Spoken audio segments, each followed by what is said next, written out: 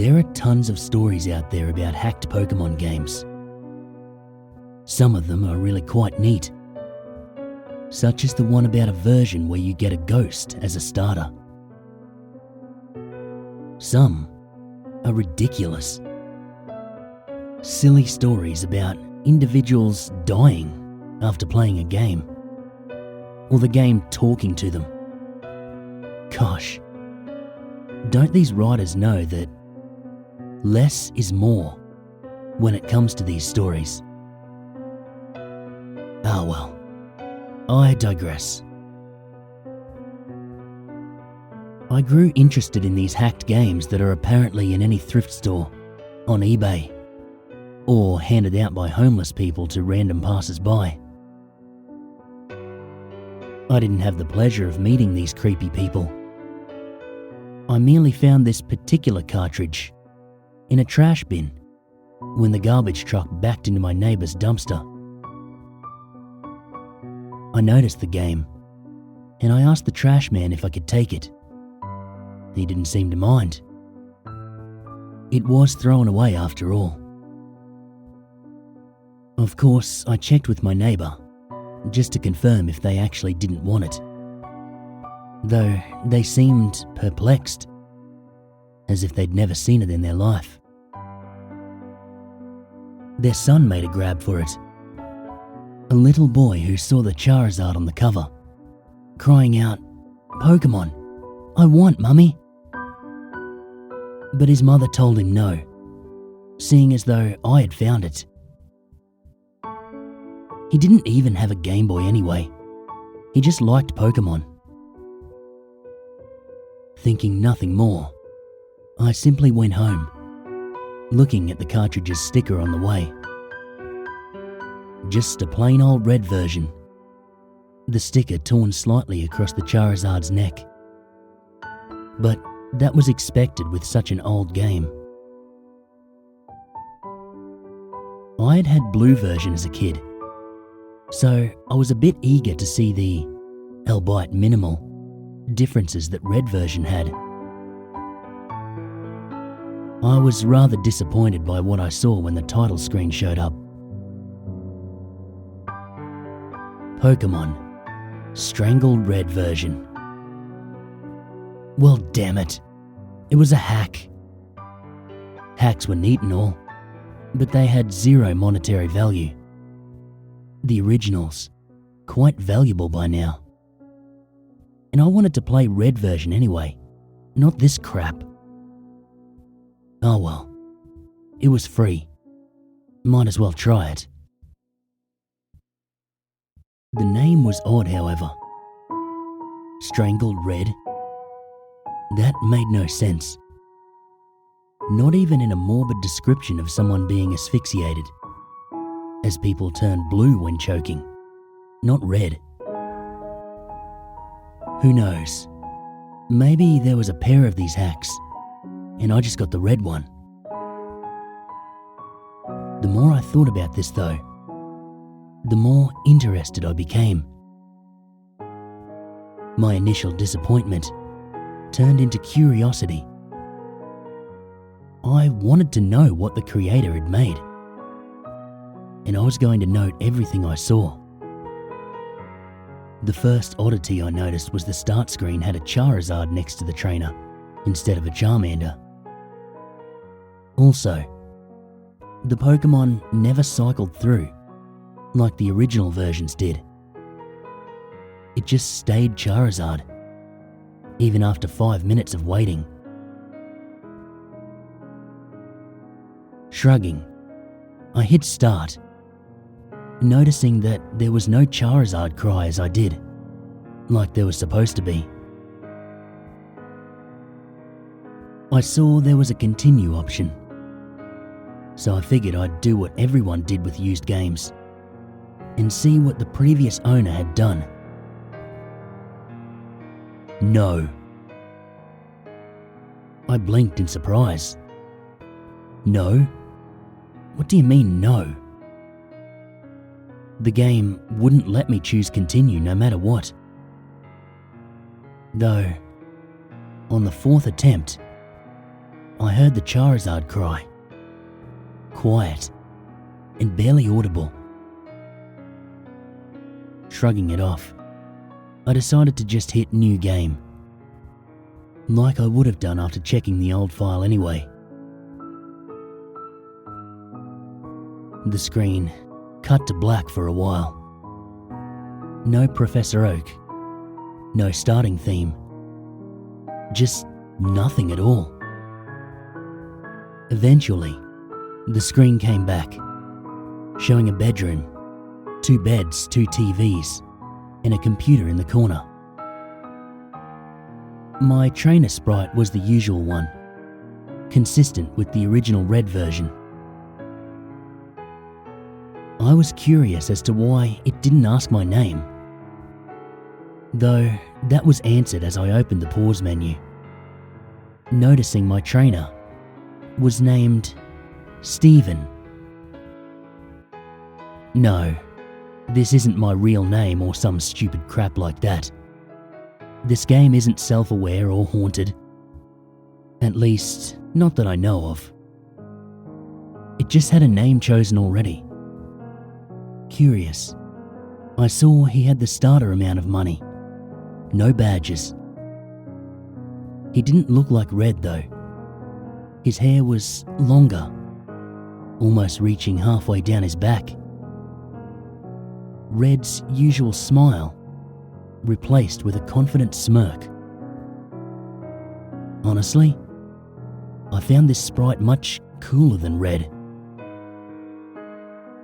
Next, I checked out his Pokemon. A single Charmander, level 5, named Miki. Nothing was odd about it. Or should I say her, with the name and all. She had beginning Charmander stats. Only knew Scratch and Tail Whip. Basic stuff. The game seemed relatively normal.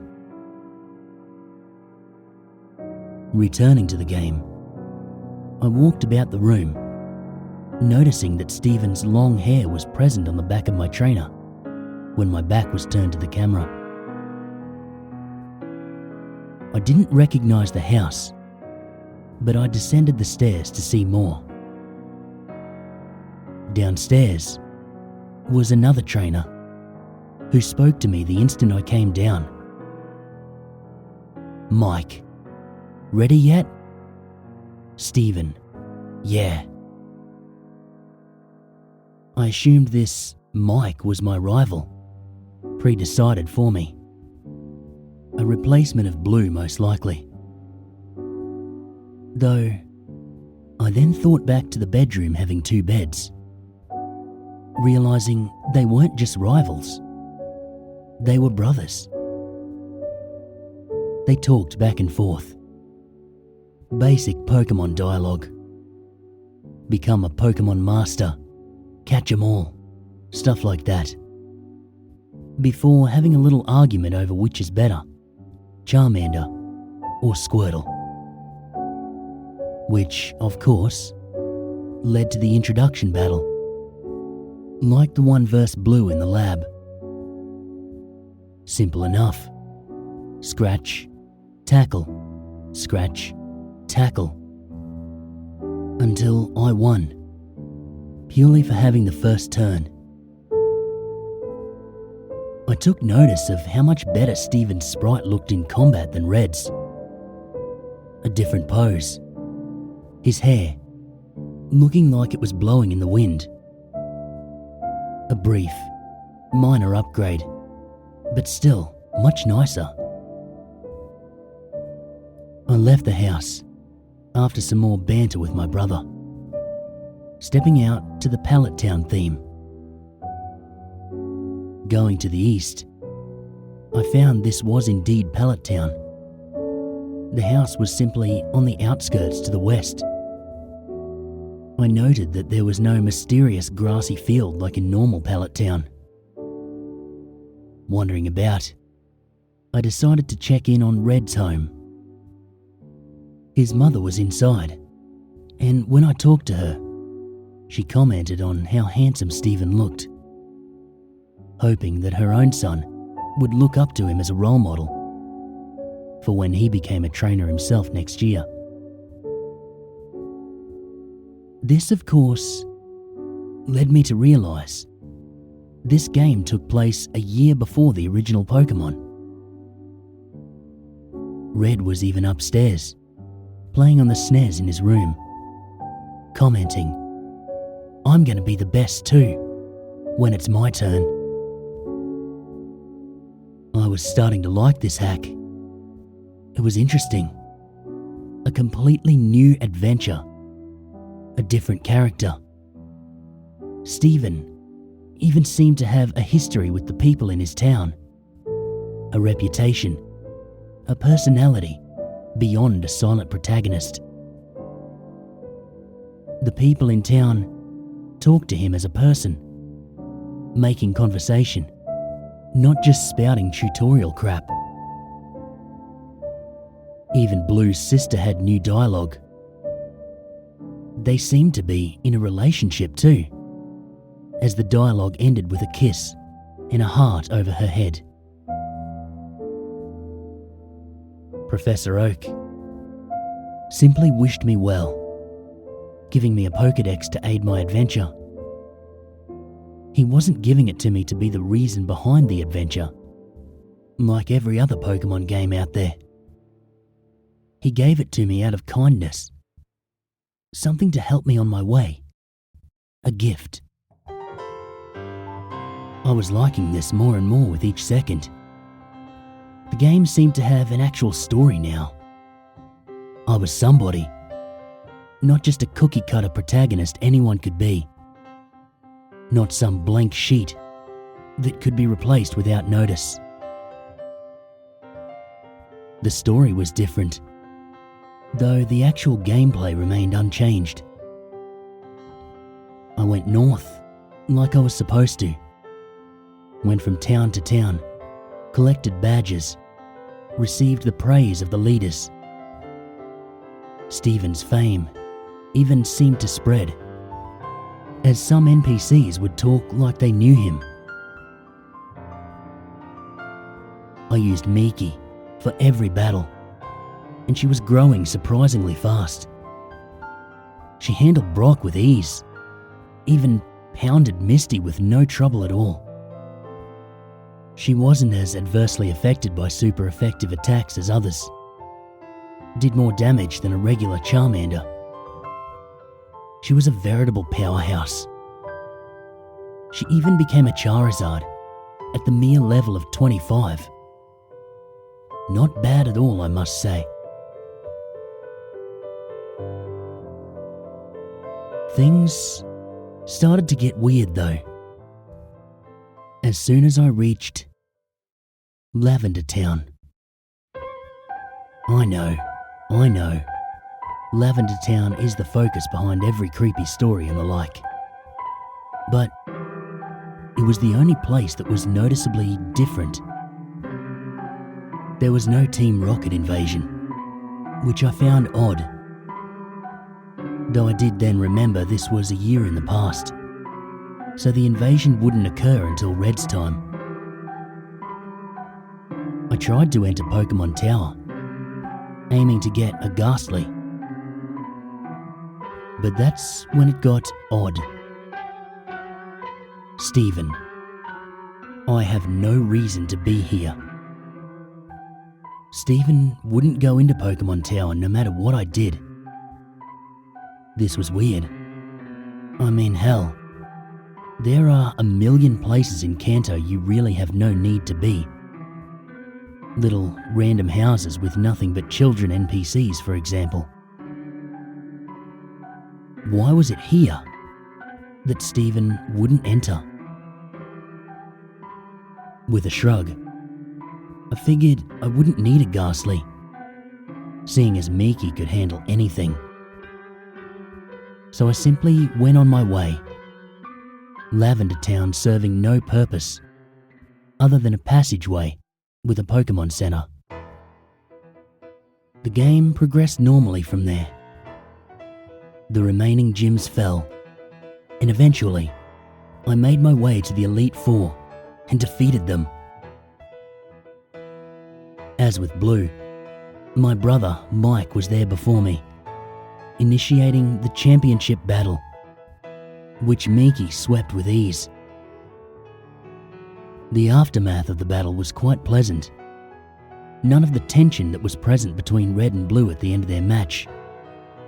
The brothers congratulated each other on their progress and shook hands before the screen went to white. No Hall of Fame, nor any credits. When the screen came back, I was at the house again. The two brothers, sitting at the computer, conversing with each other. Stephen. I don't want to. Mike. Come on. I just gotta borrow her for a second to finish the Pokédex. The entry won't register unless she recognizes me as master for just a second. Stephen. But she's my Miki. Mike. I promise I'll give her back. Come on, please. Two options appeared. Yes or no. I was a bit perplexed, so I hit no to be cautious. Mike. Come on, please. No. Mike. Come on, please. I realized this would simply continue to loop until I hit yes. So I did, just to see what would happen. Alright, this'll just take a second. Then we'll both be Pokemon Masters. Stephen. ...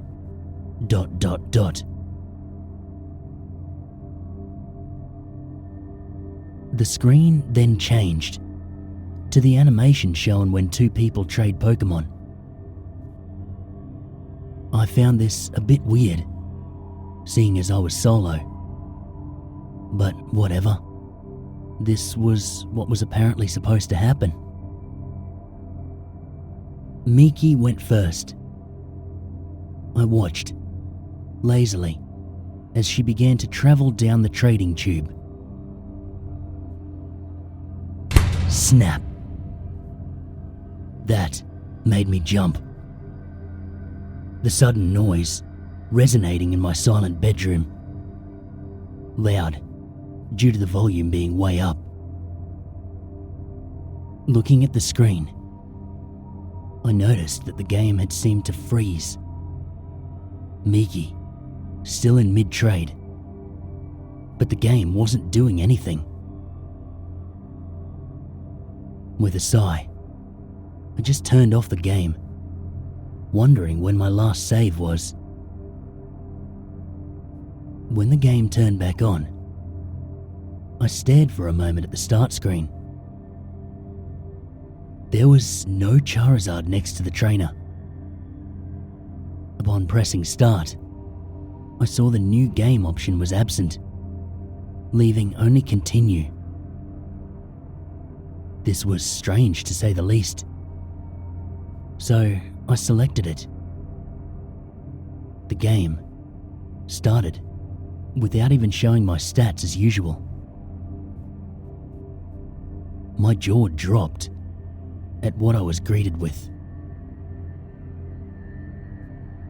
1 year later. The Lavender Town theme came first, playing its normal way, the screen slowly fading in from blackness.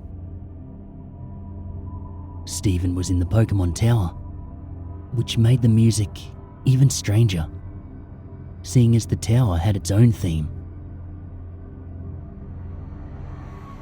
He was standing in front of a tombstone, not doing anything.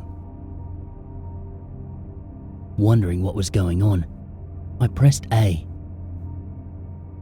Stephen. ...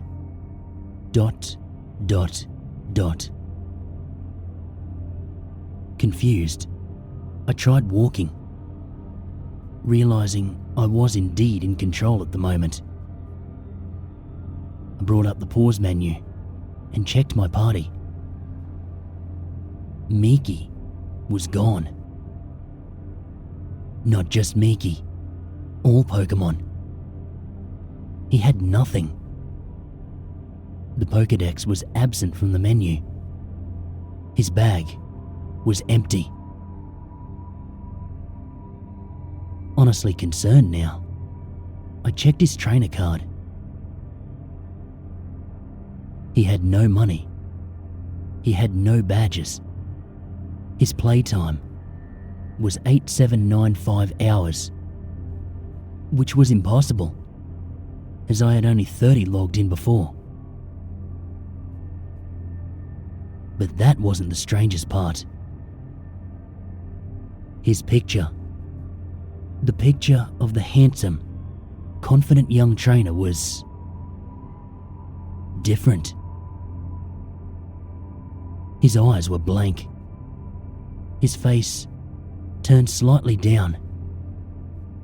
That smirk of his was gone, replaced by a lack of any expression at all. That long hair of his, before in a perfect perm, was now messy and unkempt. I couldn't look at him anymore.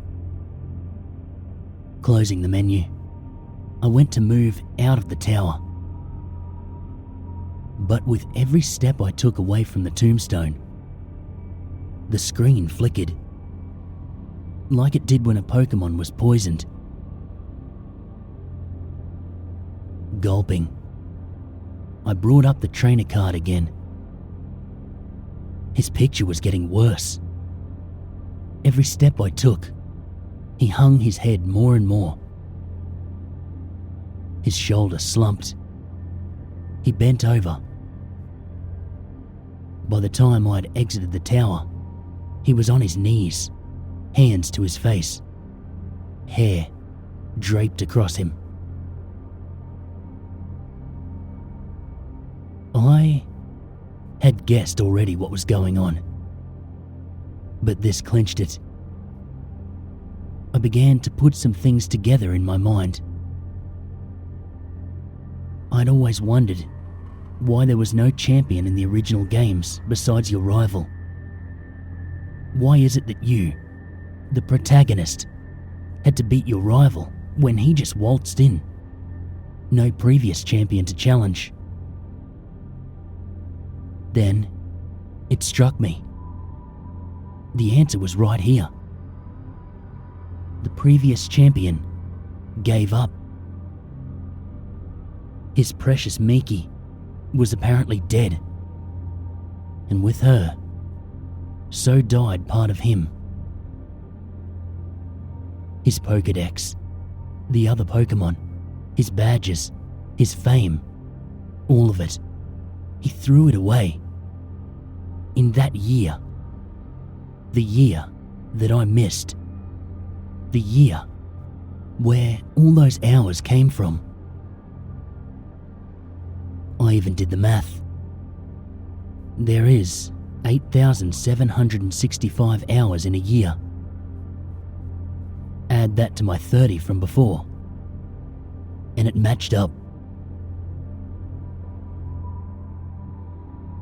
Even so, the game kept going. This should have been the ending, I thought. I mean, what else was there to do? I had no Pokédex, no Pokemon, not anything.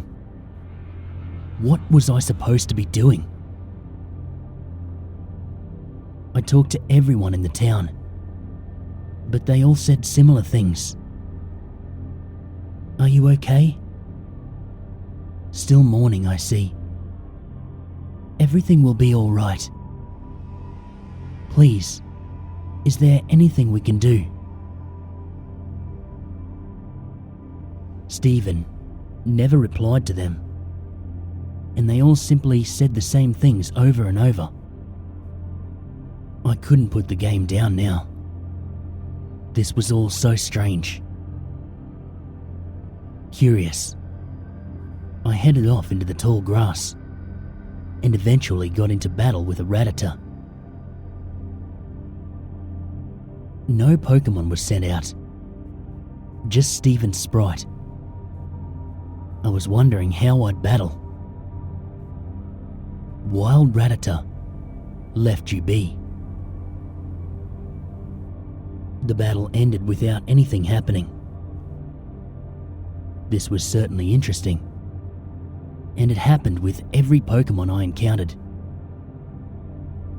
Wild Pidgey ignored you.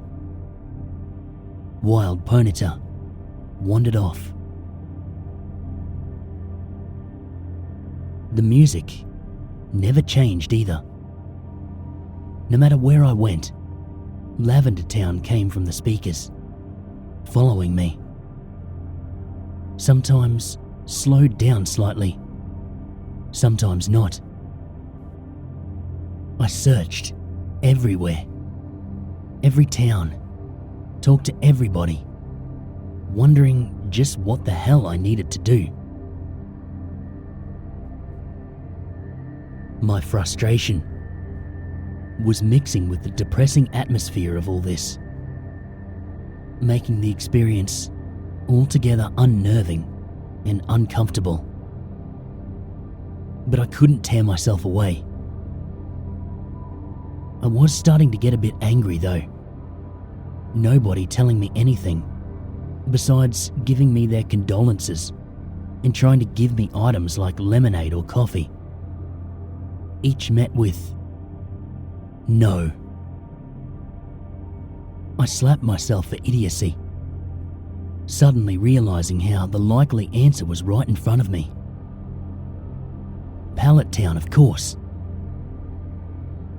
When I went there though, which took a long time, having to walk, no Pokemon to fly with, no bicycle to ride, and Steven only seemed to move half the regular movement speed. I first tried talking to Professor Oak. These things happen. You were just unlucky. Next, I tried Blue's sister. Please, don't leave home again. Red's mum wouldn't even talk to me at all. With nowhere else in mind to go, I walked to the west, finding the house from the beginning, which I'd never entered since leaving Pallet Town. Inside was Mike, but talking to him was just as useless. I'm so sorry. I pondered for a moment if this really was the ending. Steven, doomed to do nothing but roam Kanto in misery, haunted by the memories, forced to listen to everyone's concerns about him. As a last-ditch effort to do anything, I went to the bedroom and walked over to the bed. Steven, I'm going to sleep. The screen faded to black for a moment, but then slowly faded back in. The world having a black tint to it. Mike's sprite laying on the other bed. I assumed this meant it was night. Steven, I'm going to do it. Do what? Again, I had no idea. I tried inspecting everything in the room. Nothing happened. As soon as I left the house, another dialogue. Steven, it can bring her back. It can do anything. What in the hell was it? Something that could do anything. I couldn't for the life of me figure it out. Wondering about I tried to leave Pallet Town the usual way. Stephen, not that way. He wouldn't go any further. I tried the homes. Stephen, screw them. I quirked my eyebrow at that, forgetting for a moment that this was not a real Pokemon game. The vulgarity just took me off guard. I continued to look around, but there was nowhere I could go. Until I accidentally stepped on the ocean, and Stephen walked right in. Only the upper half of his sprite visible, like those swimmers you encounter in the Cerulean gym. I didn't know he could swim. Stephen, the missing one. Missing one? I paused for a moment. No, he couldn't possibly mean that. I had not tried the Missingno trick on this hack yet, but it just fit too well. That had to be what he meant. I surfed all the way towards Cinnabar. I began to feel something was off. More so than this already was. Silence. The Lavender Town theme had stopped. There was no noise at all, nor were there any Pokemon. I just kept going, finding Cinnabar and surfing up and down the east coast. Lo and behold, wild Missingno appeared. Stephen, mine. Wild Missingno was caught. What the hell?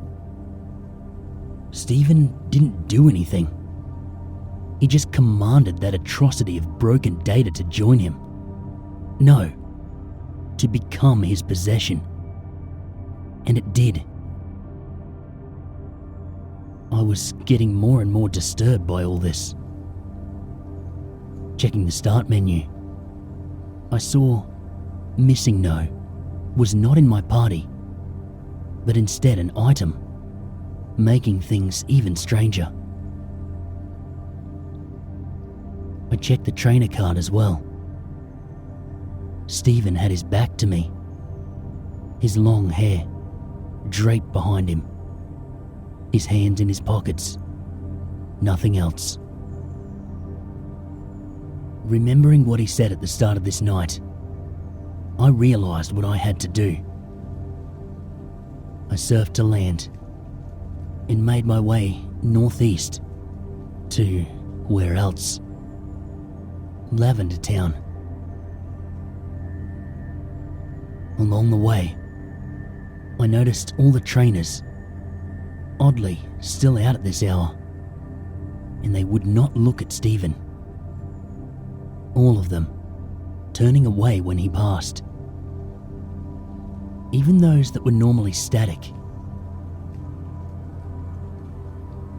I tried talking to one of the officers in the guardhouse type buildings.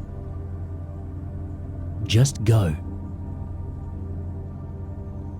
They all said the same thing, though one sent chills down my spine. Sometimes, dead is best. My hands were sweating at this point. Stephen was about to try the impossible. Something some would see as a crime against nature, which many of these people shared that opinion. I steeled myself. It's just a game, and I was going to complete it. It took an eternity to reach Pokemon Tower, but I got there eventually. Taking a deep breath, and heading toward the tombstone. I remembered which one it was. The image of Stephen standing before it was burned into my mind after all. First, I tried inspecting it. Stephen. Miki. Nothing happened. With a gulp, I opened the menu and selected Missingno from the bag. Oak. Stephen, don't use it. I was reminded of when Professor Oak would magically tell you that you couldn't use a key item somewhere. Like when using the bicycle in a building. Though the message this time was different. Even worse, Stephen actually responded to it. In a world that cheated me, why should I play fair? Stephen used it. Stephen obtained. What in God's name did I obtain? I couldn't tell you. Because the game took away my control. Without my input, Stephen began to leave the tower on his own. Walking, single step by single step. The Lavender Town theme started again as he left the tower and began his excruciatingly slow journey against my will.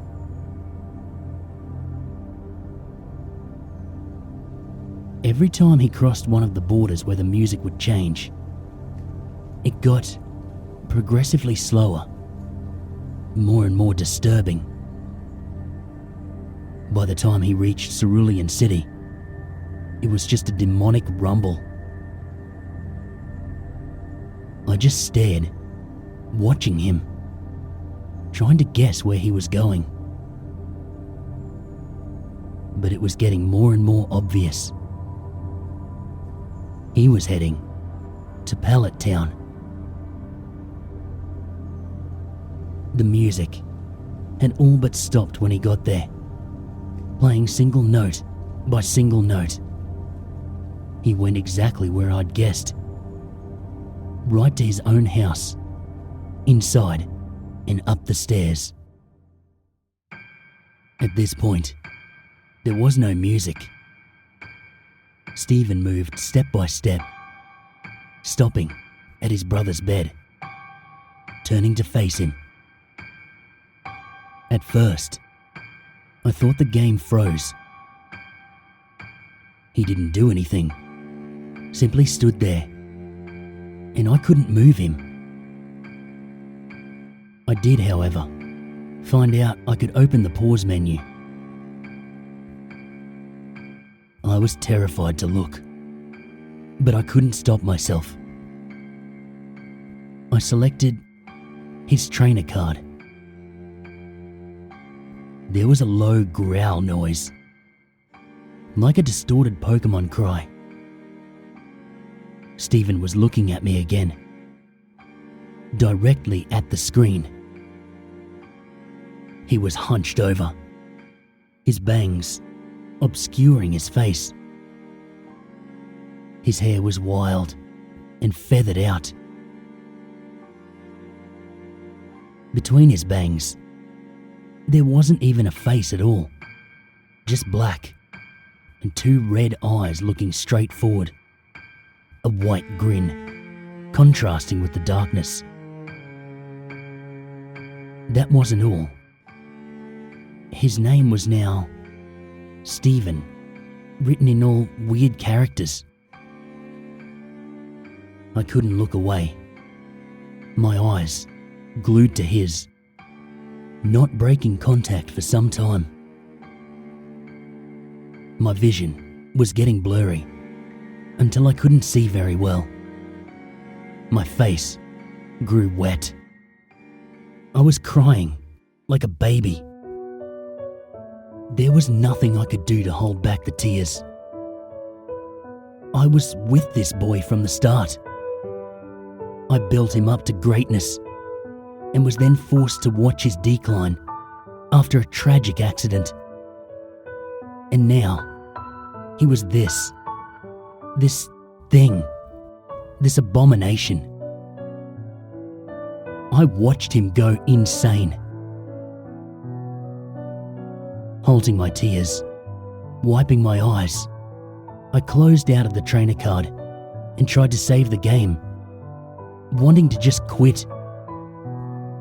The game informed me that this was impossible. Nothing can be saved now. The pause menu wouldn't close no matter what I did. So with no other option, I checked the bag. Nothing happened. I checked Pokemon, and there was one. A single sprite met me. It had 0 HP. Its status, dead. Its name. I selected it, and I was greeted with 4 options. Status, it's her. Switch, never. Close, no. Strangle. My fingers shaking. I selected strangle, and the menu closed, showing Stephen in the room again. Stephen, goodbye. Snap. The game shut itself off. I was more dumbfounded than frightened. In a bit of shock, I turned it back on. The title screen, showing the manic Stephen and a horribly glitched Charizard. I pressed start, then continue. All I saw was a zoomed out view of Pallet Town, showing Stephen's home to the west. Tall grass surrounding it. Those unmovable stones blocking it from the rest of the town. The image was completely static. No music, no movement. Before fading to white, going back to the title screen. It was as it had been when I first popped it in. A trainer and a Charizard.